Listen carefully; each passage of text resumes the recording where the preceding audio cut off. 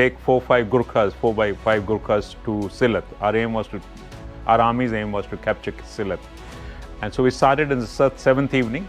We had 8 helicopters, and daytime was easy. We saw the helipad, we went and started delivering. And we went with a gap of 3-4 minutes behind each other, so that there's not more than one helicopter on ground at any one time, so that there's less enemy targets.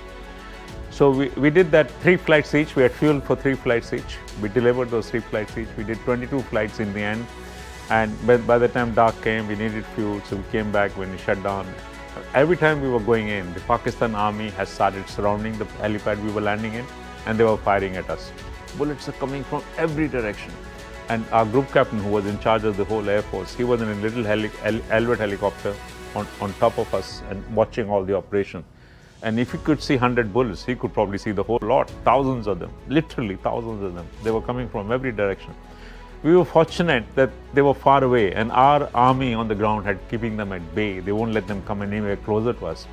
So they were firing at us, hoping they'll hit us. And we used to come back with an odd bullet hole here and there. So it was nothing dangerous, nothing big, and our engineers were able to patch it up, no problem at all. So when we came back, 6 o'clock, we shut down, we refueled, got ready for the next flight. And group captain, who had just come back from watching all this, came back, no, we're not going to fly at night, it's too dangerous, you'll be sitting duck and they're going to shoot you down, no problem. And as you know, helicopter is so slow, so low, anybody can shoot us down, there's no problem at all. So he was very worried that he'll lose a helicopter, he'll lose the pilots, and he'll lose the soldiers who go in the helicopter. So he told the brigadier, we're not going at night. Brigadier was very upset. They had not planned who's going to go first, who's going to go second, who's going to go third. They thought we'll just keep going till everybody is delivered. So they had a big powwow for 4-5 hours, and then eventually they said, okay, let's send 1 helicopter and see what happens. So he comes to me, because I was the ops manager of the whole operation, get 1 crew ready, and we'll see what happens. If it comes back, then we'll send the rest of the helicopter. And my group captain was 100% sure that I was not going to come back and I was going to be shot down. He was 100% sure in his mind. So anyway, I came to the crew room where everybody was resting and sleeping and trying to catch up with whatever little sleep he had. I said, I need a volunteer to come with me. Every one of those 35 pilots put their hand up. Because wow, everybody's adrenaline's were running and everybody wanted to come. So I picked Flying Officer Kant Reddy, he came with me. And Bindra was our flight engineer. So we went, got ready, put all the key equipment and essential equipment. Our army had not even taken the HF radio, so they had no communication with us.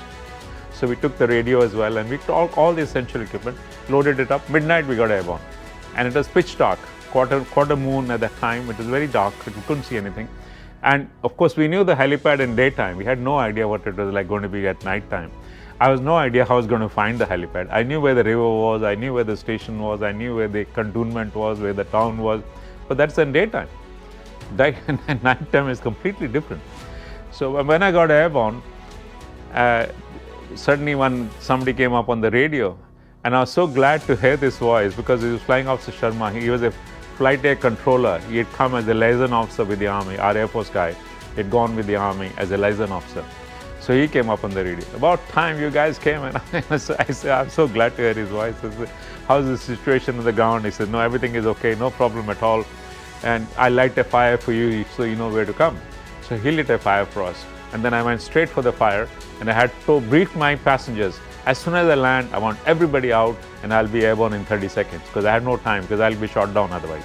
And when we were going in, I'm telling you, the bullets we could see, tracer bullets.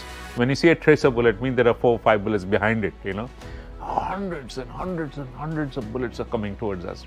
So anyway, we went in, we landed, we dropped the soldiers, and we were airborne. Literally less than a minute we were airborne and running away from the firing.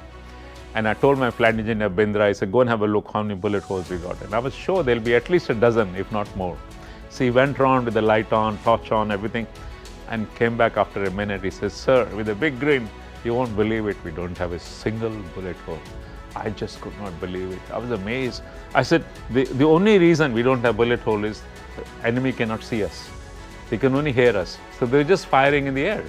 So I rang up base. I said, come on guys, these people don't know how to fire. We're all going in.